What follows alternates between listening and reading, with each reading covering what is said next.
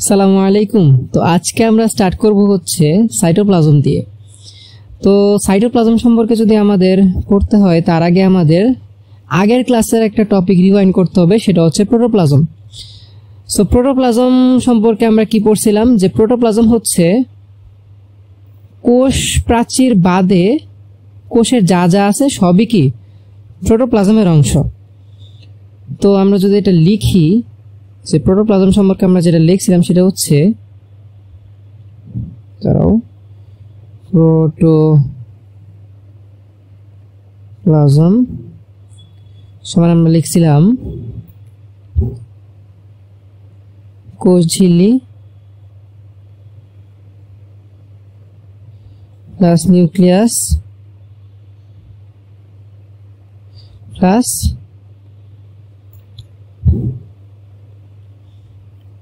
সাইটোপ্লাজমীয় অঙ্গাণু, তাই না? এই পার্টটা হচ্ছে আমরা আগের দিন লিখছিলাম যে প্রোটোপ্লাজম হচ্ছে কোষ ঝিল্লি প্লাস নিউক্লিয়াস প্লাস সাইটোপ্লাজমীয় অঙ্গাণু। কিন্তু আমরা যদি প্রোটোপ্লাজমের মেইন কনসেপ্টটার দিকে তাকাই, যে কোষ প্রাচীর বাদে কোষের ভিতর যা যা আছে তাই কি প্রোটোপ্লাজমের অংশ। তো আমরা যদি চিত্রের দিকে তাকাই তাহলে একদম বাইরের যে সবুজ লেয়ারটা দেখতেছো না, এই লেয়ারটা হচ্ছে কোষ প্রাচীর। তার ঠিক পরের লেয়ারটা, যেই লেয়ারটা হচ্ছে সাদা, এটা হচ্ছে কোষ ঝিল্লি, আর এইটা হচ্ছে নিউক্লিয়াস। আর এদিকে তোমার এই যে এগুলো হচ্ছে কি, এই যে কোষ গহ্বর, এগুলো সবই কি সাইটোপ্লাজমীয় অঙ্গাণু। কিন্তু একটা জিনিস যেটা হচ্ছে আমাদের এই পার্ট থেকে বাদ পড়ছে, সেটা হচ্ছে এই যে তরল যে বস্তুটা আছে না, এই যে তরল যে পার্টটা, এই যে তরল যে পার্টটা, যে পার্টের মধ্যে সাইটোপ্লাজমীয় অঙ্গাণুগুলা ভাসমান, সাইটোপ্লাজমীয় অঙ্গাণুগুলা কি ভাসমান, এই পার্টটা কিন্তু আমরা প্রোটোপ্লাজমের সময় লিখি নাই, যে প্রোটোপ্লাজমের অন্তর্ভুক্ত লিখি নাই। আচ্ছা, এই তরল যে পার্টটা, এই তরল পার্টটার নাম কি আসলে? এই তরল পার্টটার নাম হচ্ছে, তোমাদের বই লেখা আছে, এই তরল পার্টটার নাম তারা দিছে হচ্ছে সাইটোপ্লাজমীয় ধাত্র। আর এইটার আরেকটা নাম হচ্ছে সাইটোসল, বুঝছো? এটা হচ্ছে মেইন নাম আর কি, সাইটোসল। একটু নামটা লিখে দিই। আচ্ছা, থিকনেস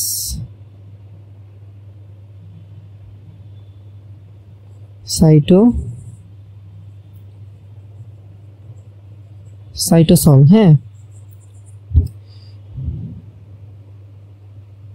আচ্ছা, তার মানে আমাদের সাইটোপ্লাজমীয় অঙ্গাণুগুলা সাইটোসলের মধ্যে ডুবন্ত। সাইটোসল হচ্ছে কি, এই যে জেলির ন্যায় যে তরলটা আমাদের কোষের ভিতর থাকে, এই তরলটাকে কি বলা হচ্ছে? সাইটোসল। আর সাইটোপ্লাজমীয় অঙ্গাণুগুলো হচ্ছে সাইটোসলে ভাসমান থাকে। এখন ভাই তোমরা বলতে পারো যে ভাই তাহলে প্রোটোপ্লাজমের সময় এখানে আপনি কেন প্লাস সাইটোসল লেখেন নাই? তোমাদের বইয়ে এই সাইটোসল পার্টটা ইগনোর করছে, বুঝছো? তোমাদের বইয়ে সাইটোসল পার্টটা সম্পর্কে কিচ্ছু বলে নাই, প্রোটোপ্লাজমে তো বলেই নাই, এমনকি সাইটোপ্লাজমেও বলে নাই।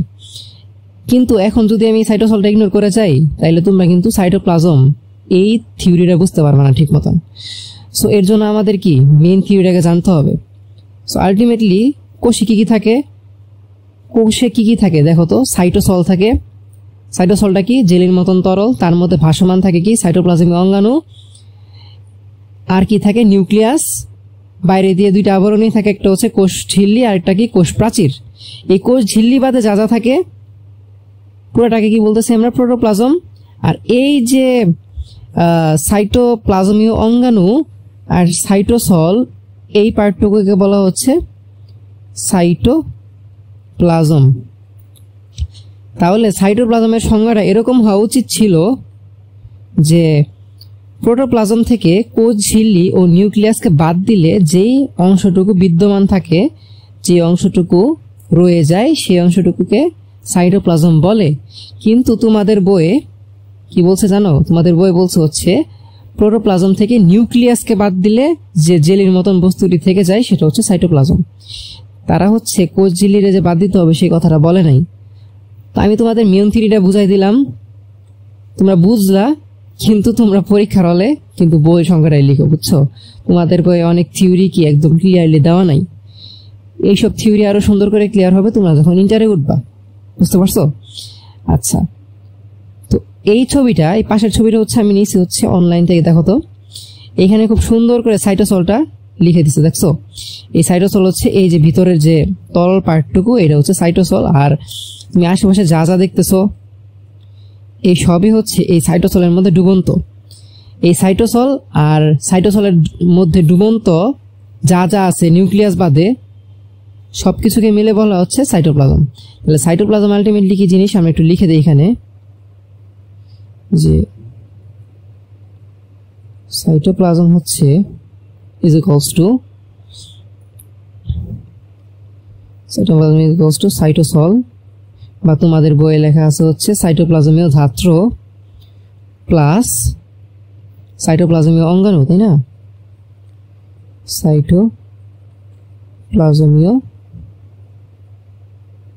অঙ্গাণু, ঠিক আছে। আর সাইটোপ্লাজম কি কি ইনক্লুড করে না, সাইটোপ্লাজম কি কি ইনক্লুড করে না সেটা হচ্ছে নিউক্লিয়াস, কোষ ঝিল্লি,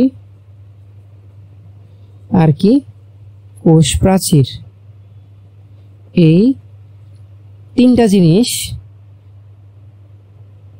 সাইটোপ্লাজমের অন্তর্ভুক্ত নয়।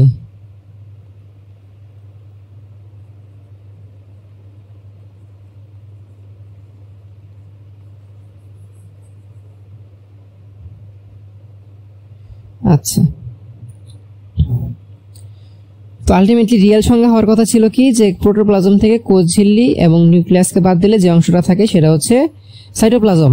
কিন্তু তোমাদের বইয়ে আছে কি শুধু নিউক্লিয়াসের কথা, যে প্রোটোপ্লাজম থেকে নিউক্লিয়াসকে বাদ দিলে যে অংশটা থাকে সেটা হচ্ছে সাইটোপ্লাজম। আমি বইয়েরটুকু লিখে দেই, তোমরা তো রিয়েল ফ্যাক্টটা জানলাই। এই পার্টটা হচ্ছে এক্সট্রা পার্ট, যেটা আমি তোমাদের শিখাইলাম। হ্যাঁ, উপরে পার্টটুকু এক্সট্রা পার্ট। এখন যেটা লিখবো সেটা হচ্ছে তোমাদের বইয়ের পার্ট। আমি হচ্ছে নোট করে দিচ্ছি। হ্যাঁ, সাইটোপ্লাজম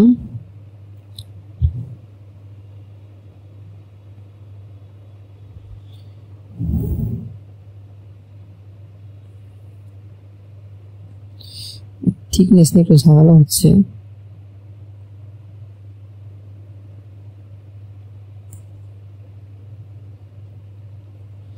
যে প্রোটোপ্লাজম থেকে নিউক্লিয়াস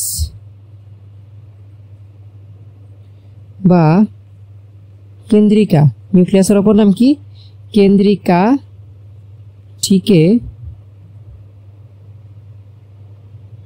সরিয়ে দিলে যে জেলির মতো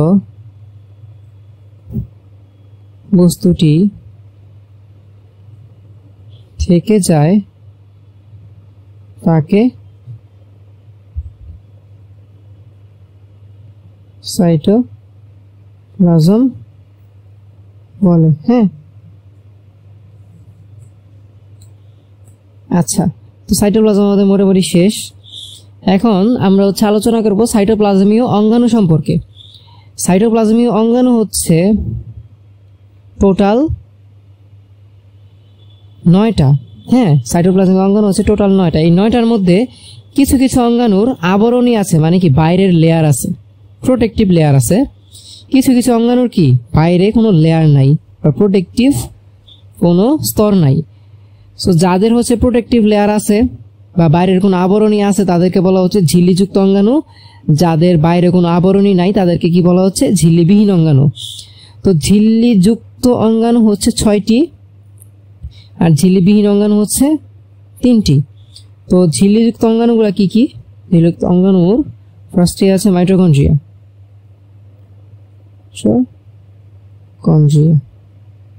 পরে আছে প্লাস্টিড,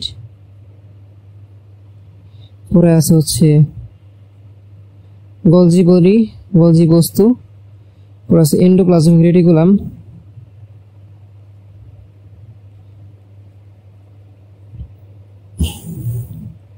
পরে আছে কোষ গহ্বর,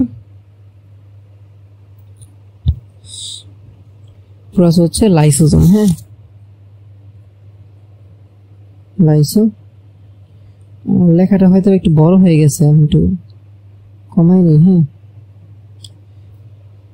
আচ্ছা, তো ঝিল্লিবিহীন অঙ্গাণুগুলা কি কি? ঝিল্লিবিহীন অঙ্গাণুগুলা হচ্ছে কোষ কঙ্কাল,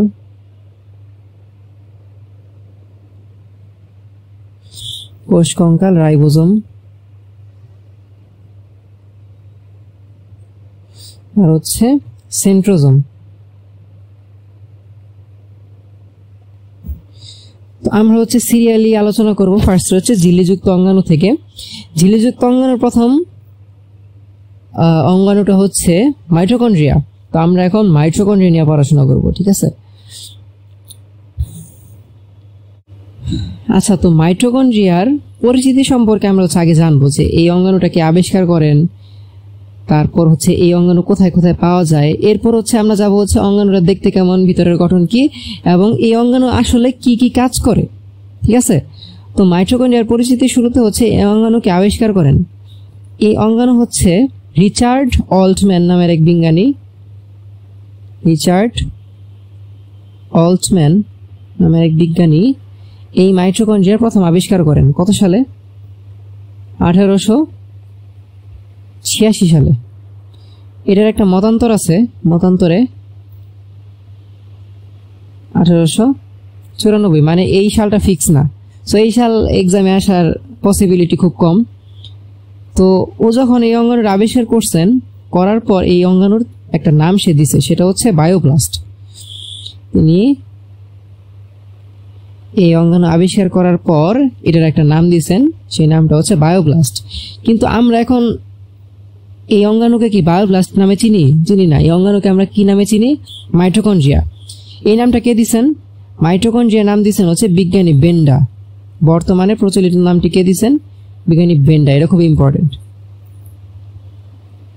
আচ্ছা, তো এই অঙ্গাণু কোন কোন কোষে আছে, কোন কোন কোষে নাই? ব্যতিক্রম ছাড়া সকল উদ্ভিদ ও প্রাণী কোষে কি? ব্যতিক্রম ছাড়া সকল উদ্ভিদ ও প্রাণী কোষে মাইটোকন্ড্রিয়া পাওয়া যায়। তোমার দেহের যত কোষ আছে সব কোষেই মাইটোকন্ড্রিয়া আছে। ম্যাক্সিমাম উদ্ভিদ কোষেই মাইটোকন্ড্রিয়া আছে। কিছু কিছু ব্যতিক্রম আছে যেই সব কোষে মাইটোকন্ড্রিয়া পাওয়া যায় না। যেমন আমরা ফার্স্ট ক্লাসে পড়ছিলাম না, আদি কোষ, প্রকৃত কোষ। এই আদি কোষের মধ্যে মাইটোকন্ড্রিয়া থাকে না। আদি কোষের মধ্যে মাইটোকন্ড্রিয়া থাকে না। তো আদিকোষী যে প্রাণীগুলো আছে তাদের মধ্যে মাইটোকন্ড্রিয়া থাকে না। আমরা পড়ছিলাম যে আদিকোষী যারা বা প্রাকেন্দ্রিক কোষী যারা বা প্রাকেন্দ্রিক কোষ, আদিকোষের মধ্যে কি শুধুমাত্র রাইবোজোম থাকে, অন্য কোনো সাইটোপ্লাজমিক অঙ্গাণু থাকে না। যেহেতু অন্য কোনো সাইটোপ্লাজমিক অঙ্গাণু থাকে না, তাহলে মাইটোকন্ড্রিয়া কিভাবে থাকবে, তাই না? আচ্ছা, তো আরেকটা টাইপ ছিল কোষে, সেটা হচ্ছে প্রকৃত কোষ। তো প্রকৃত কোষের ম্যাক্সিমাম ক্ষেত্রে এই মাইটোকন্ড্রিয়া থাকে। কিছু কিছু এক্সেপশন আছে যাদের মধ্যে মাইটোকন্ড্রিয়া থাকে না। যেমন কিছু কিছু প্রকৃত কোষেও এটি থাকে না। যেমন হচ্ছে ট্রাইকোমোনাস। ট্রাইকোমোনাস যে প্রাণী আছে, এই ট্রাইকোমোনাস প্রাণীর কোষটা হচ্ছে প্রকৃত কোষ। তবুও প্রকৃত কোষ হওয়া সত্ত্বেও এই কোষে কি থাকে না? রাইবোজোম থাকে না। আবার মনোসার্কোমোনয়েডস দেখো তো, মনোসার্কোমোনয়েডসে ওদের কোষ হচ্ছে প্রকৃত কোষ, তবুও তাদের মধ্যে কি তোমার মাইটোকন্ড্রিয়া থাকে না। আচ্ছা, তোমাদের বইয়ে ট্রাইকোমোনাস আর মনোসার্কোমোনয়েডসের একটা কথা বলা হয়েছে যে তারা হচ্ছে প্রোটোজোয়ার অন্তর্ভুক্ত। প্রোটোজোয়া কি? প্রোটোজোয়া হচ্ছে এক টাইপের জীব যারা হচ্ছে এককোষী আর হচ্ছে জলজ। এককোষী এবং জলজ এই ধরনের প্রাণীকে কি বলা হয়? প্রোটোজোয়া। এই প্রোটোজোয়ার অন্তর্ভুক্ত হচ্ছে এই ট্রাইকোমোনাস আর মনোসার্কোমোনয়েডস। এই দুই ধরনের প্রাণীতে প্রকৃত কোষ থাকা সত্ত্বেও এসব কোষে মাইটোকন্ড্রিয়া থাকে না। আচ্ছা, তো আমরা হচ্ছে মাইটোকন্ড্রিয়ার স্ট্রাকচার সম্বন্ধে পড়াশোনা করি। তো স্ট্রাকচার সম্বন্ধে চলো, মাইটোকন্ড্রিয়াটা আমরা আগে দেখে আসি। এটা হচ্ছে তোমার মাইটোকন্ড্রিয়া। হ্যাঁ, এটা হচ্ছে মাইটোকন্ড্রিয়া দেখতে। তুমি ওষুধের ক্যাপসুল দেখছো? এই যে এরকম ক্যাপসুল, এরকম থাকে ক্যাপসুল, ওষুধের ক্যাপসুল। ওষুধ হচ্ছে দুই ধরনের, তোমরা দেখছো, সেটা হচ্ছে ট্যাবলেট আর হচ্ছে এই ক্যাপসুল, মানে পানি দিয়ে গিলে খাইতে হয়, এরকম হচ্ছে 2 টাইপের ফর্মুলেশন তোমরা দেখছো। এটা হচ্ছে ট্যাবলেট, একটা হচ্ছে ক্যাপসুল। এই ক্যাপসুলকে ধরো আমি মাঝখান থেকে কাটছি, ধরো এই মাইটোকন্ড্রিয়া তো হচ্ছে এটা ক্যাপসুলের সাথে তুলনা করতে পারো। এই ক্যাপসুলটাকে মাঝখান থেকে কাটছি, কাটার পর এই পার্টটা আমরা দেখতে পারতেছি, ঠিক আছে, পার্টটা আমরা দেখতে পারতেছি। তো এই পার্টে দেখো তো, এই পার্টে কি কি দেখতেছো দেখো তো। এই যে একটা আবরণী দেখতেছো না, আবরণী 1, আবরণী 1, আরেকটা আবরণী দেখতেছো এখানে, আবরণী 2। এই আবরণী 1 কে বলা হচ্ছে বাইরের স্তর, আবরণী 2 কে বলা হচ্ছে ভিতরের স্তর, ঠিক আছে। এই বাইরের স্তরের ইংলিশ নাম হচ্ছে outer membrane, outer membrane space বা আউটার মেমব্রেন। আর ভিতরের যে পার্টটা সেটা হচ্ছে ইনার মেমব্রেন। হ্যাঁ, আর তুমি দেখতে পারতেছো যে আউটার মেমব্রেন আর ইনার মেমব্রেনের মাঝখানে একটা গ্যাপ আছে, দেখছো এই যে গ্যাপটা, তাদের মধ্যে একটা ফাঁকা স্থান আছে, দেখো এই যে, সো একটা গ্যাপ আছে, তোমরা বুঝতেছো। এই যে গ্যাপটা, এই গ্যাপটাকে বলতেছে ইন্টার মেমব্রেন স্পেস, বুঝতে পারছো? তাদেরকে বলতেছে কি ইন্টার মেমব্রেন স্পেস, আর বাংলায় বলতেছে কি আন্তঃঝিল্লি স্থান। কি বলতেছে বাংলায়? আন্তঃঝিল্লি স্থান, আন্তঃঝিল্লি স্থান। এরপর দেখো তো আমরা ভিতরের দিকে আসি, দেখো তো এই যে ইনার মেমব্রেন দেখতেছো, এই যে ইনার মেমব্রেন, এই যে পার্টটা ইনার মেমব্রেন, দেখো তো ভিতরের দিকে ভাঁজ হয়ে গেছে না, এই যে এই যে ভিতরের দিকে ভাঁজ হয়ে গেছে, আঙ্গুলের মতন ভিতরের দিকে ভাঁজ হয়ে গেছে, আঙ্গুলের মতন, তাই না? এই যে ভাঁজগুলাকে বলতেছে জানো কি ক্রিস্টি, ভাঁজগুলাকে কি বলতেছে? এই যে দেখো ক্রিস্টি, ক্রিস্টি, ক্রিস্টি। আর ভিতরে কি কি থাকে দেখো, ডিএনএ আছে, দেখছো ডিএনএ, ডিএনএ আছে। আর গোল গোলগুলো হচ্ছে রাইবোজোম। ভিতরে কি আছে? রাইবোজোম আছে। রাইবোজোম কি জিনিস আমরা সামনে ইনশাল্লাহ পড়বো। আপাতত জানো যে মাইটোকন্ড্রিয়ার ভিতরে কি থাকে, রাইবোজোম থাকে, ডিএনএ থাকে। আরেকটা জিনিস থাকে সেটা হচ্ছে অক্সিজোম, যেটা হচ্ছে এই ছবিতে দেখানো হয়েছে।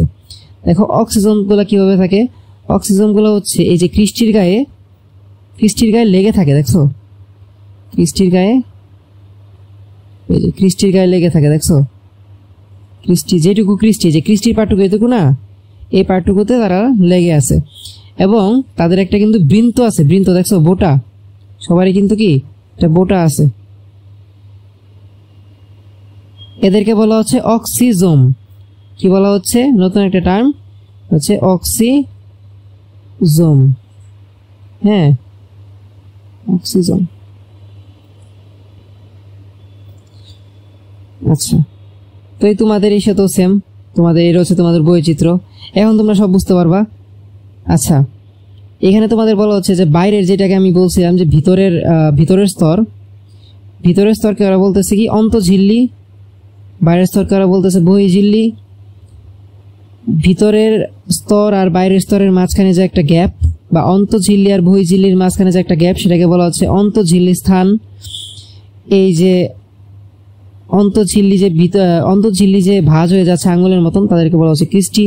এই যে ক্রিস্টি, ভিতরে যে এখানে অক্সিজেনটা সুন্দর করে দেখা যাচ্ছে না, হ্যাঁ যে অক্সিজেন, ভিতরে যে ডিএনএ পেঁচানো সুতার মতন, আর হচ্ছে গোল গোলগুলা কি রাইবোজোম।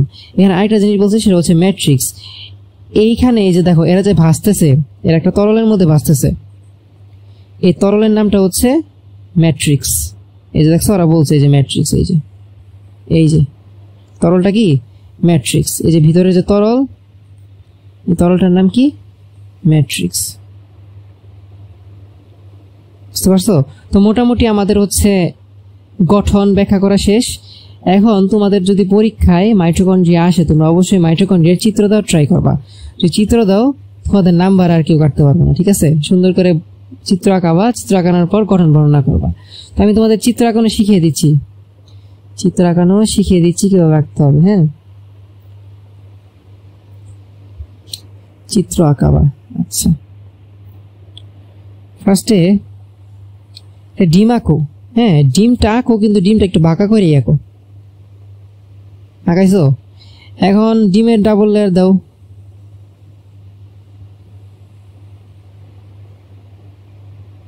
Double layer.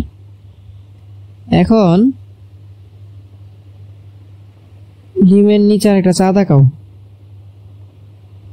ওরে বাবা, দেখছো? আঁকাইছো?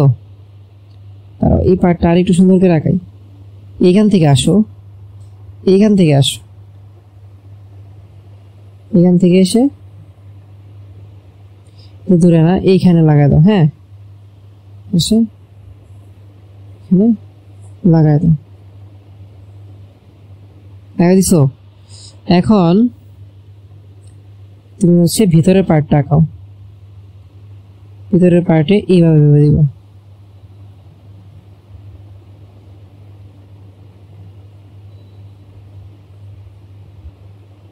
ঠিক আছে? আঁকাইছো? এবার এটা হচ্ছে ডাবল লেয়ার করো। করো, ডাবল লেয়ার করো।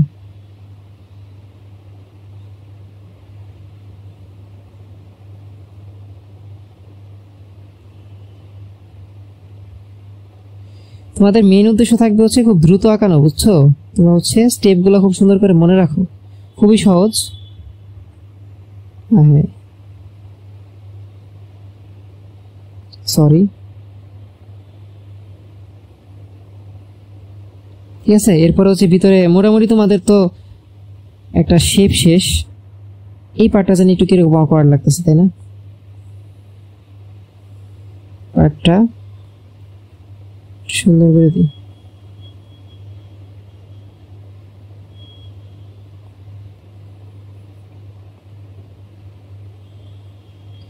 হ্যাঁ, এইখানে হচ্ছে তোমরা দিবা ভিতরে ডিএনএ দিয়ে দাও। ডিএনএ দিয়ে দাও পেছনে। সো ভিতরে অক্সিজেন দাও।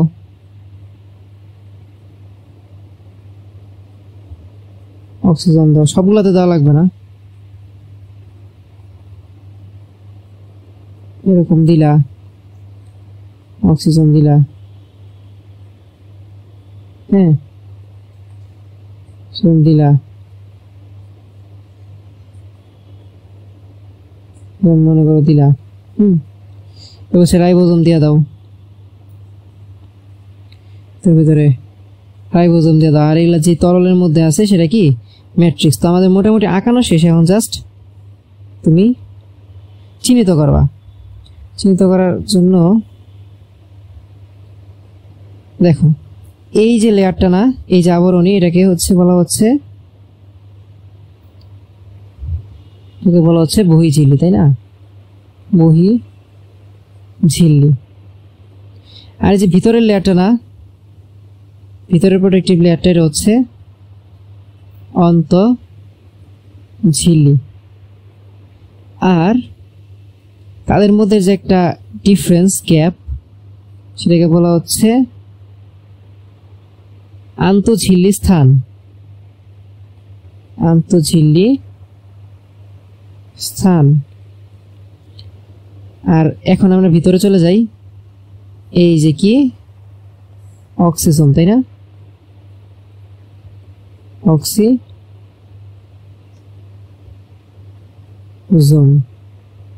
আচ্ছা, অক্সিজোম। আচ্ছা, অক্সিজোম। এরপর হচ্ছে রাইবোজোম, তাই না?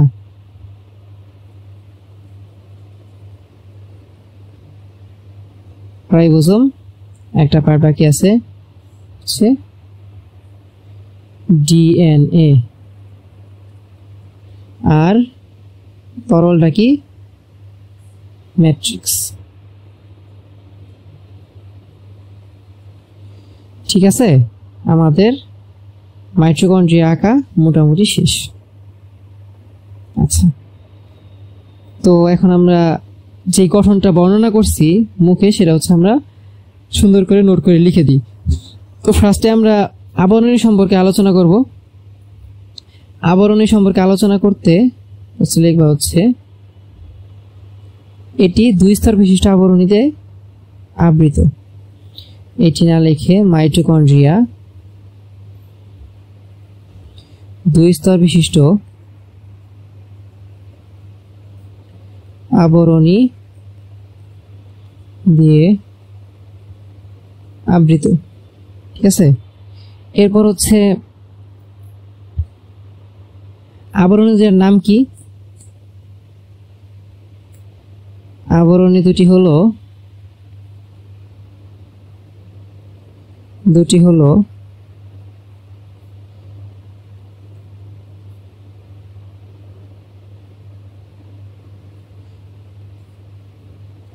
বহিঃঝিল্লি, অন্তঃঝিল্লি,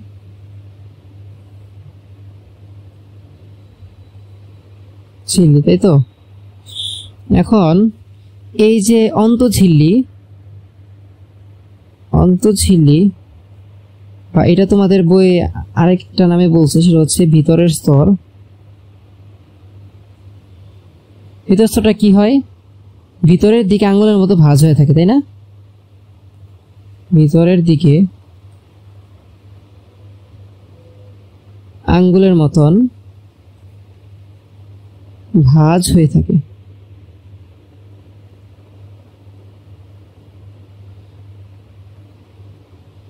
এদেরকে কি বলে? এদেরকে বলে ক্রিস্টি, তাই না? ক্রিস্টি বলে। আর এরপরে আসো আমরা অক্সিজমে চলে যাই। যে ক্রিস্টির গায়ে বৃন্তযুক্ত গোলাকার বস্তু থাকে, এদেরকে কি বলে? অক্সিজোম। ক্রিস্টির গায়ে বৃন্তযুক্ত গোলাকার বস্তু থাকে, এদেরকে বলে কি?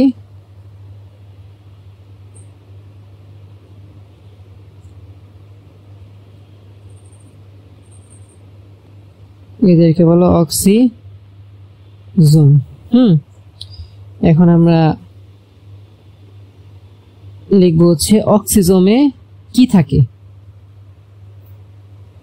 অক্সিজোমে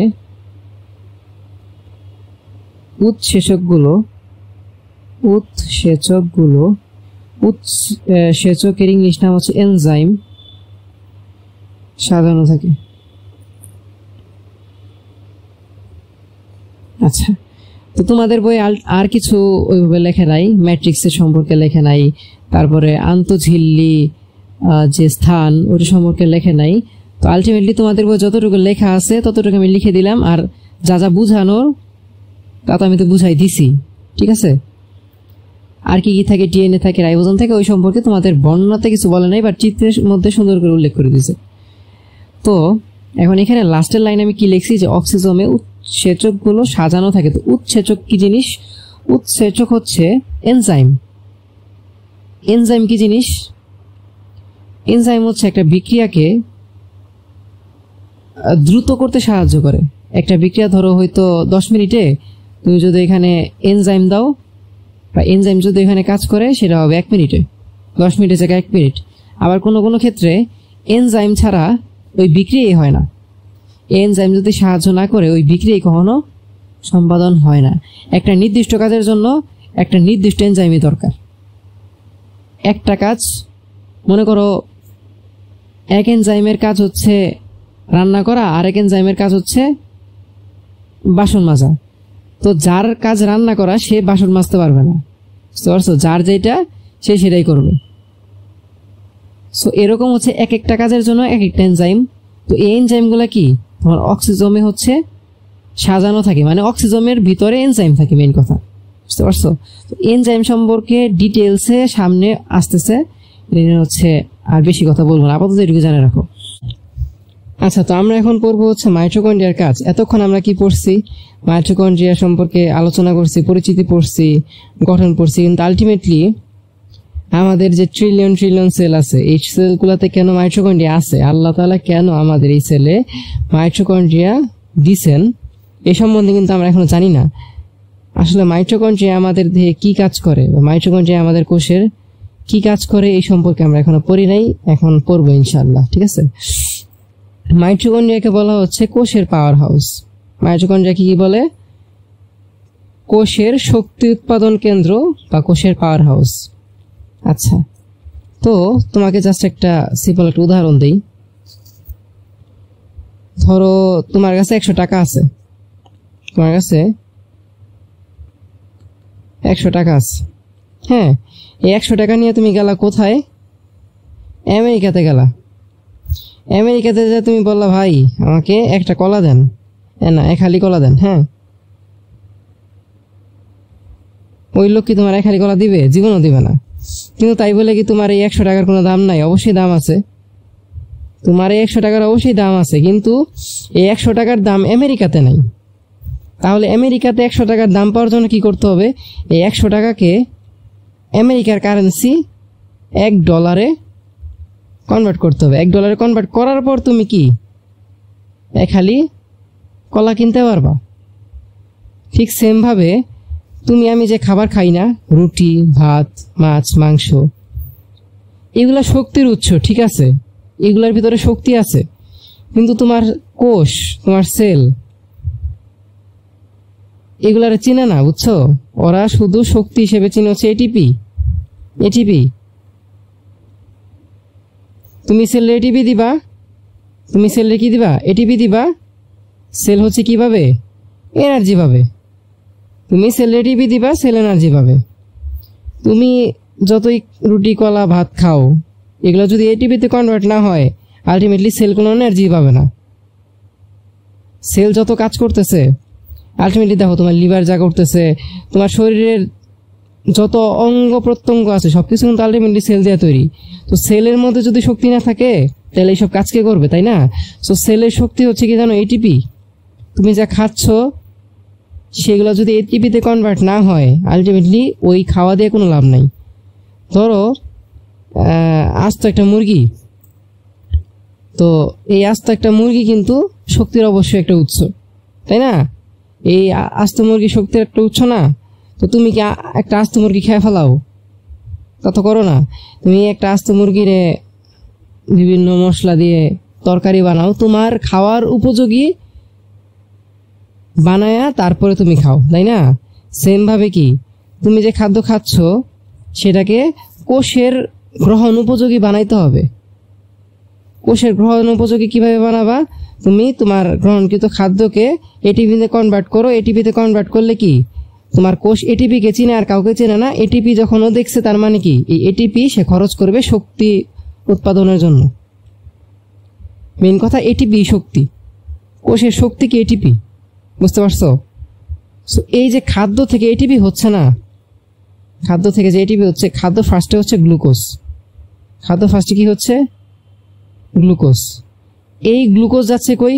সেলে সেলে সেলে যাচ্ছে। হ্যাঁ, এই গ্লুকোজও সেল চিনে না। সেল কি চিনে? এটিপি। এই গ্লুকোজ হচ্ছে পরবর্তীতে এটিপিতে কনভার্ট হচ্ছে। এখন সে বুঝতে পারছে যে আচ্ছা আমার সেলে শক্তি আছে, এটিপি থাকা মানে শক্তি আছে, ঠিক আছে? সো এই যে গ্লুকোজ থেকে এটিপি হচ্ছে, এই গ্লুকোজ থেকে এটিপি মানে হওয়ার যে প্রক্রিয়াটা, এই প্রক্রিয়াটাকে বলা হচ্ছে শ্বসন।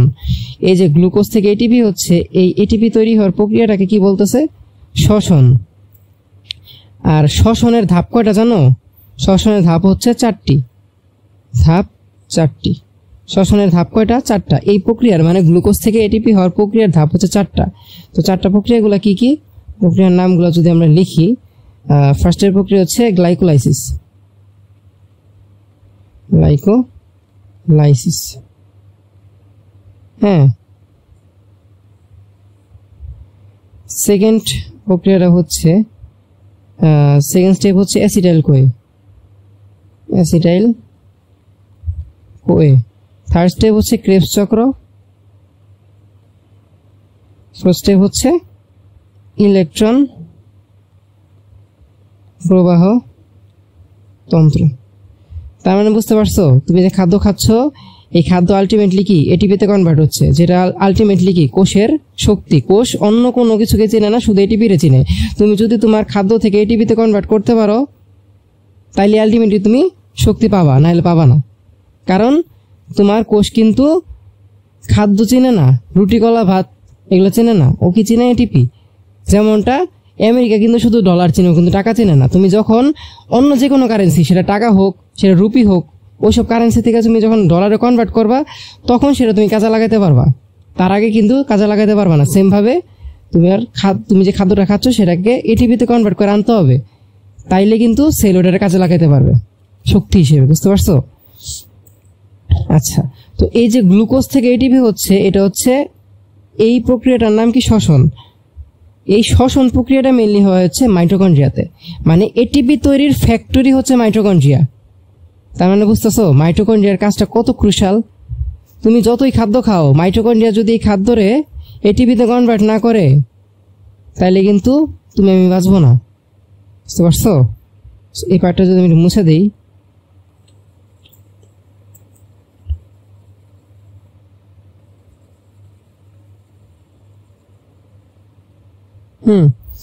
তো আমরা ফার্স্টে লিখি যে মাইটোকন্ড্রিয়ার প্রধান কাজ কি। 1 মিনিট।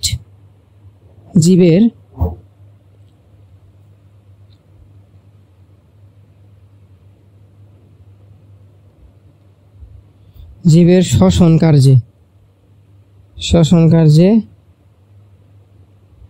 সাহায্য করা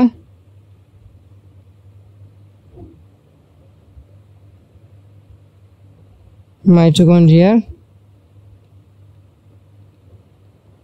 প্রধান কাজ, তাই না? এই জীবের শ্বসন কার্যে সাহায্য করা কি মাইটোকন্ড্রিয়ার প্রধান কাজ হচ্ছে।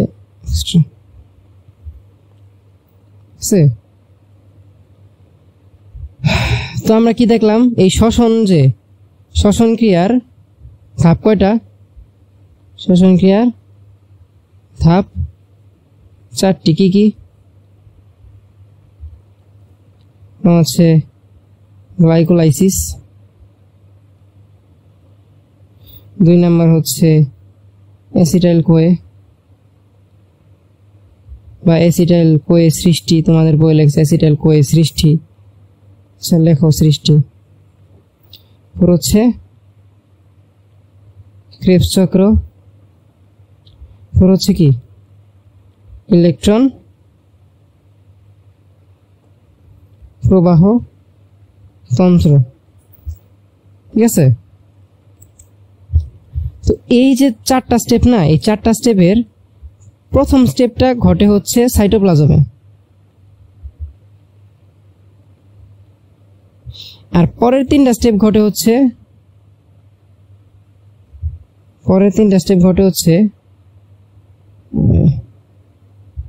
মাইটোকন্ড্রিয়াতে।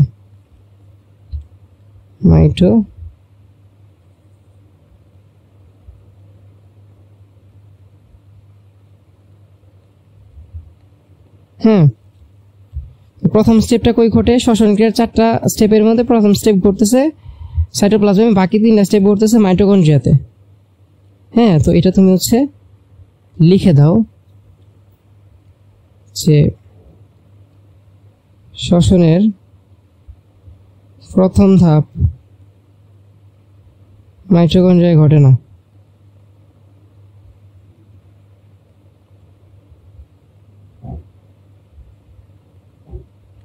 কোথায় ঘটে?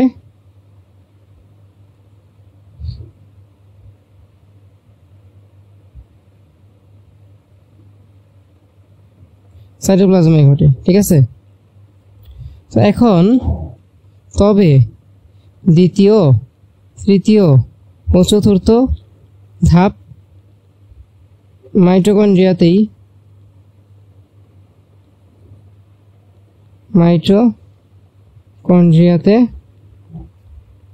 সম্পন্ন হয়, তাই না? তো এই যে 3টা ধাপ আছে না, এই যে 3টা ধাপ, এই শুরুর 3টা ধাপের এই সবগুলা ধাপেই কি শক্তি উৎপন্ন হয়? এই সবগুলো ধাপে কি শক্তি উৎপন্ন হয়। তার মানে কি শক্তি উৎপন্ন হয় মানে কি এটিপি উৎপন্ন হয়। এই সবগুলো ধাপে কি জানো এটিপি উৎপন্ন হয়, কিন্তু এই সবগুলো ধাপের মধ্যে সবচেয়ে বেশি এটিপি উৎপন্ন হয় হচ্ছে এই ধাপে। ক্রেবস চক্রতে সবচেয়ে বেশি শক্তি উৎপন্ন হয়। তো এই ক্রেবস চক্র তাহলে কোথায় হচ্ছে? মাইটোকন্ড্রিয়াতে হচ্ছে। তার মানে কি এটিপির মূল উৎস ক্রেবস চক্র, তাই না? এটিপির মূল উৎস কি? ক্রেবস চক্র। কারণ এটিপি সবচেয়ে বেশি উৎপন্ন হয় কোথায়? ক্রেবস চক্র ধাপে। এবং এই ক্রেবস চক্র ধাপটা কোথায় সংঘটিত হয়? মাইটোকন্ড্রিয়াতে। বুঝতে পারছো? এর জন্য মেইনলি মাইটোকন্ড্রিয়াকে কোষের পাওয়ার হাউস বলা হয়। এই পার্টটা আমরা লিখি যে এই ধাপগুলোর মধ্যে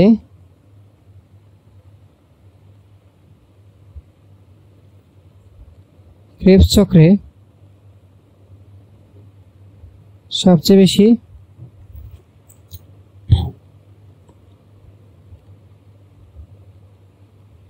উৎপাদিত হয়। এজন্য মাইটোকন্ড্রিয়াকে আচ্ছা এখানে একটা জিনিস অ্যাড করতে হবে, সেটা হচ্ছে ক্রেবস চক্রে তো সবচেয়ে বেশি শক্তি উৎপন্ন হয়, আবার এই ক্রেবস চক্রটা কোথায় সংঘটিত হয়? মাইটোকন্ড্রিয়াতে। এখন কথা হচ্ছে মাইটোকন্ড্রিয়াতে কেন সংঘটিত হয়? কারণ এই ক্রেবস চক্র মাইটোকন্ড্রিয়াতে সম্পন্ন হয়, তাই না? কারণটা কি? কারণ এই ক্রেবস চক্র এই ধাপটা সংগঠিত হওয়ার জন্য যে এনজাইম লাগে, এই ধাপটা সংগঠিত হওয়ার জন্য যে এনজাইম লাগে, এই এনজাইমগুলা কি মাইটোকন্ড্রিয়াতেই পাওয়া যায়। এর জন্য মেইনলি এই ক্রেবস চক্র কোথায় হচ্ছে? মাইটোকন্ড্রিয়াতে হচ্ছে। তো এটা লিখতে হবে যে এই ক্রেবস চক্র মাইটোকন্ড্রিয়াতে সম্পন্ন হয়। তার কারণ কি? কারণ ক্রেবস চক্রে অংশগ্রহণকারী সব উৎসেচক এই মাইটোকন্ড্রিয়াতে উপস্থিত থাকে। কারণ মাইটোকন্ড্রিয়াতে